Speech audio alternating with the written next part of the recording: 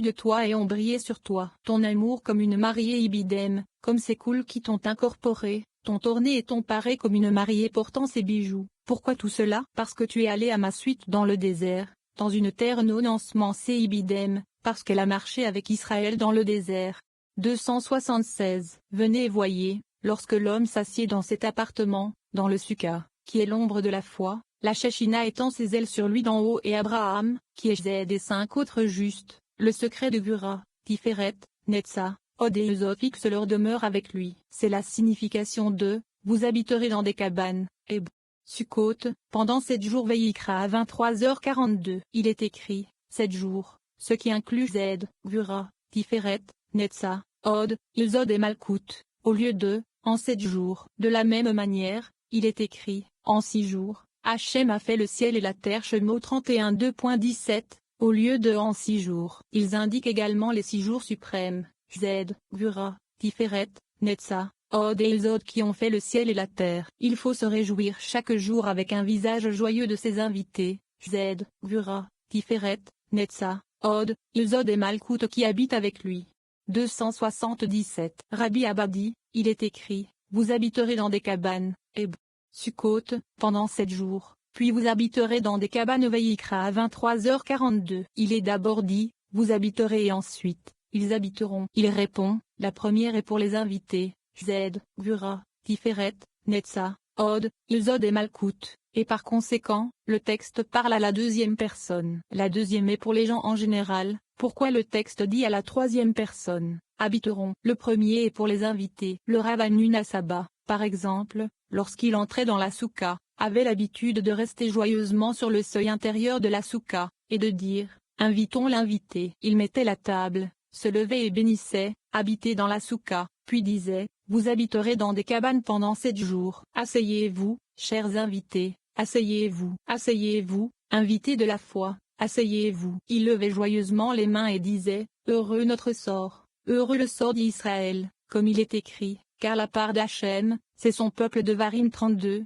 9. Puis il s'asseyait. 278. La deuxième mention dans le verse, habitera à la troisième personne et pour les gens en général, à savoir, pour quiconque a une part dans la nation et la terre sainte. Il habite dans le secret de la foi pour recevoir des invités et se réjouir dans ce monde et dans le monde à venir. Il nous incombe de réjouir les pauvres. La raison en est que la part des invités qu'il a conviés à son repas appartient aux pauvres. Celui qui est assis à l'ombre de la foi et qui invite ses nobles invités, les invités de la foi, mais qui ne leur donne pas, à savoir les pauvres, leur part du repas, tous les invités s'éloignent de lui et disent, ne mangez pas le pain de celui qui a un mauvais œil. Michelet 23 2.6. Michelet 23 2.6. Ainsi, la table qu'il a dressée est la sienne, celle de celui qui a l'œil mauvais, et non celle du saint, béni soit-il. C'est de lui qu'il est écrit, vous répandrez sur vos visages du fumier, le fumier de vos festins. Malachie 2 2.3. Malheur à cet homme lorsque les invités de la foi se retirent de sa table. 279. Rabbi Abba dit,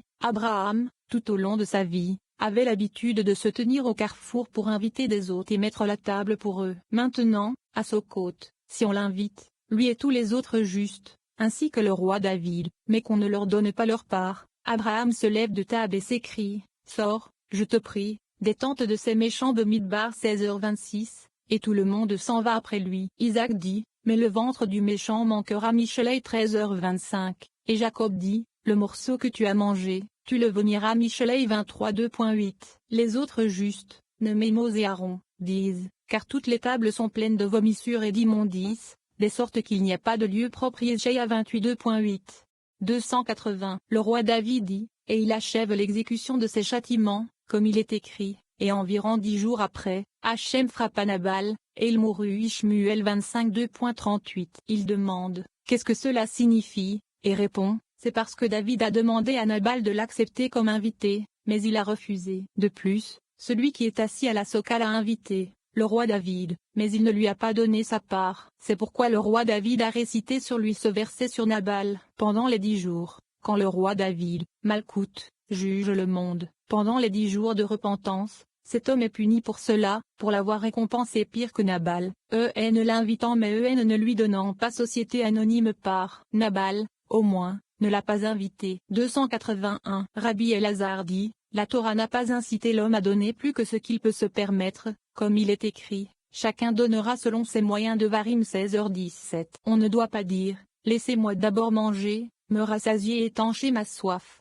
et donner le reste aux pauvres. La première partie appartient aux invités. Celui qui réjouit les invités et leur donne à boire, le saint, béni soit-il, est heureux avec lui. Et Abraham dit à son sujet, alors tu te réjouiras en Hachem. Yeshaïa 58 2.14, et Isaac dit, aucune arme formée contre toi ne prospérera. Yeshaïa 54 2.17. Rabbi Shimon dit, le roi David, qui est Malkout, lui a récité cette verse, car toutes les armes du roi et les guerres du roi ont été remises aux mains de David. Mais Isaac dit, sa semence sera puissante sur la terre. La richesse et la richesse seront dans sa maison. Tezillim 112 2.23. 282a. Jacob a dit, alors ta lumière éclatera, et Ibaka, comme le matin. Yeshaïa 58 2.8.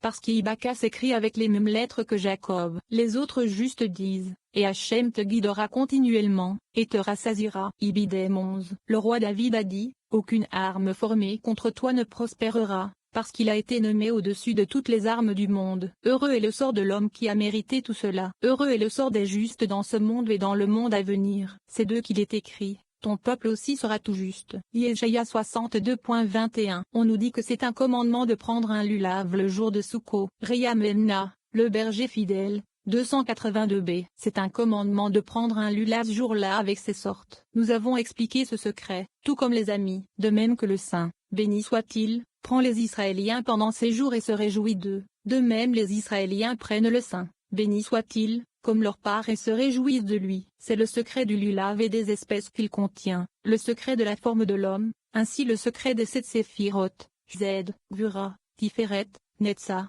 Od, Ilzod et Malkout. Les 3 branches de myrte correspondent à Zed, Gvura et Tiferet, les 2 branches de Saul à Netza et Od, le lulav à Ilzod et l'étrog à Malkout. Nous avons déjà appris cela. Fin de la Reyamenna. 38. Une image et une ressemblance. Rabbi Shimon parle de la façon dont Elohim a créé l'homme à son image et lui a donné son nom lorsqu'il a produit la vérité et la loi dans le monde, puisque le mot pour désigner les juges est Elohim. Il dit que l'homme a été créé mâle et femelle, une image et une ressemblance. Quand les gens s'accouplent en dessous, Dieu envoie une certaine image comme le visage de l'homme qui plane sur l'union, et par cette image l'homme est créé. Lorsque l'homme grandit dans le monde, il grandit à travers cette image venue d'en haut et marche selon cette image. Pour le saint Israël, cette image vient du côté de la sainteté, mais pour les nations païennes, l'image vient de l'autre côté. C'est pourquoi il ne faut pas mélanger son image avec celle des païens. 283. Et vous prendrez pour vous le premier jour. Vayikra à 23h40. Rabbi Shimon a commencé par tous ceux qui sont appelés par mon nom. Car je l'ai créé pour ma gloire, je l'ai formé, je l'ai fait. Yeshaïa 43 2.7. Tout individu appelé par mon nom fait référence à l'homme, que le saint, béni soit-il, a créé par son nom, comme il est écrit. Ainsi Elohim créa l'homme à son image. Bereshit 2.27.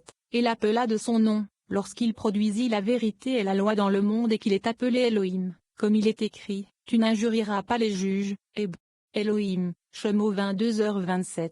284. Il l'appela par son nom, comme il est écrit, ainsi Elohim créa l'homme à son image. Ceci est bien. Nous avons expliqué que les mots faisant l'homme à notre image, selon notre ressemblance Ibidem 26, ont été prononcés lors de l'union de Zahir Ampin et Malkout. Ainsi, lorsque les deux s'accouplent, il y a une image et une ressemblance, puisque l'image vient de Zahir Ampin et la ressemblance de Malkout. L'homme est né du mâle et de la femelle, nommément de Zahir Ampin et de Malkout. 285. Ainsi Elohim créa l'homme à son image. J'ai trouvé dans le livre du roi Salomon que lorsqu'une union est affectée en bas, le saint, béni soit-il, envoie une certaine image comme le visage de l'homme, imprimée et gravée d'une image. Elle plane au-dessus de cette union. Si l'œil avait la permission de regarder, l'homme verrait au-dessus de sa tête une image inscrite comme le visage d'un homme. C'est par cette image que l'homme est créé. L'homme n'a pas été créé avant que cette image, que son maître lui a envoyée, ne soit placée au-dessus de sa tête. C'est le sens de « Ainsi Elohim créa l'homme à son image ». 286. Cette image lui vient avant qu'il n'aille dans le monde. Quand il sort dans le monde,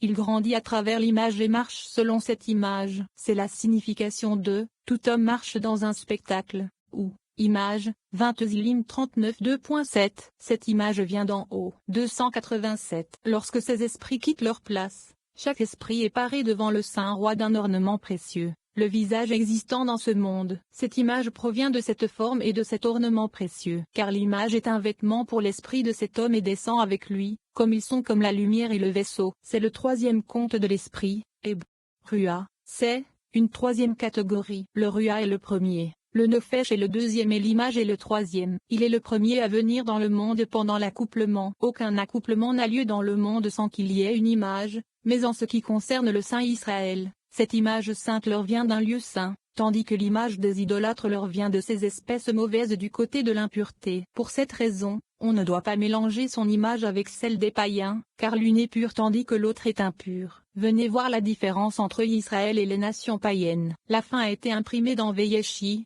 196 232, 39, Shmini Atzeret. Nous lisons à propos du 8e jour, l'assemblée qui est Soukho et qui est le jour de réjouissance. Les lampes suprêmes font brûler l'huile d'onction suprême, qui attire les bénédictions sur Israël. Par l'acte d'allumer les lampes du bas, les lampes du haut sont allumées, car les actes du bas provoquent des actes d'éveil du haut. 288. Comme il est écrit, le 8e jour, Shmini, vous aurez une assemblée solennelle, Atzeret, Bemidbar 29 2.35. C'est la fin de l'article du Veyeshi 231. Car ce jour-là, c'est du roi seul qu'il s'agit, de sa réjouissance en Israël. C'est comme un roi qui a invité des gens. Les gens de la maison les ont divertis. À la fin, le roi dit à sa famille, jusqu'à présent, moi et vous tous, nous avons reçu les invités. Vous offriez chaque jour des sacrifices pour les autres nations, c'est-à-dire les 70 taureaux. Désormais, pour un jour, que vous et moi nous nous réjouissions. C'est le sens de, le 8e jour, vous aurez une assemblée solennelle, vous signifie offrir des sacrifices pour vous. Mais les invités de la foi, les 7 jours de Sukkot, sont toujours avec le roi, aussi le Shmini Atzeret, le jour de la joie du roi. Ils se rassemblent tous auprès de lui, et restent avec lui. C'est pourquoi il est écrit assemblée, ce qui se traduit en araméen par rassemblement. 289. Ce jour-là, Jacob, qui est Tiferet, est le premier à se réjouir et tous les autres invités, Abraham, Isaac, Mose, Aaron, Joseph et David se réjouissent avec lui. C'est pourquoi il est écrit, heureux es-tu, Israël, qui est comme toi. Devarim 33 2.29, et tu es mon serviteur, Israël, en qui je serai glorifié. Yeshaïa 49 2.3. 290. Qu'il t'apporte de l'huile pure d'olive pressée pour la lumière. Vayikra 24. Rabbi Elazar dit, ceci a été expliqué. Mais pourquoi le saint, béni soit-il, place-t-il ce passage à côté de celui des fêtes? Et il répond, toutes les lampes suprêmes, ainsi que le séphiroth, le secret des fêtes, sont toutes des lampes qui font brûler l'huile d'onction suprême, c'est-à-dire qu'elles tirent la plénitude de Shoma appelée huile. Nous l'avons déjà appris. Grâce à Israël, les êtres supérieurs et inférieurs sont bénis et les lampes sont allumées, c'est-à-dire qu'elles rayonnent sur le monde. Nous l'avons expliqué selon les mots, l'onguent et le parfum, ou l'encens, réjouissent le cœur. Michelet 27 2.9, c'est-à-dire qu'ils réjouissent les êtres supérieurs et inférieurs. 291. Rabbi Abba a commencé par, réjouissez-vous en Hachem et réjouissez-vous, vous les justes. Teilim 32 2.11, et voici le jour qu'Hachem a fait, nous nous réjouirons et nous nous réjouirons en lui. Teilim 118 2.24. Il a été expliqué que l'on doit se réjouir avec le Saint, béni soit-il, et lui montrer un visage joyeux. L'homme doit être dans un état de joie sur lui, car cette joie est celle de Saint, béni soit-il, comme il est écrit, nous nous réjouirons et serons heureux en lui, ou, lui, en elle, nameusement en ce jour, en lui, nameusement dans le Saint, béni soit-il. Il s'agit de la même chose. 292. Réjouissez-vous en Hachem, uniquement lorsque les jugements sont maîtrisés et que la miséricorde est éveillée. Quand c'est le cas, réjouissez-vous en Hachem, ô vous, les justes et les justes, qui sont Ilzod et Malkout, qui sont appelés justes, sont bénis ensemble, comme nous l'avons appris. Car ils sont bénis dans le but de donner la plupart au monde et de faire en sorte que tous les mondes se réjouissent, et pousser des cris de joie. Vous tous qui êtes droits de cœur. Teilim 32 2.11, se réfère aux gens de foi, pour se connecter à eux, à Ilzod et Malkout.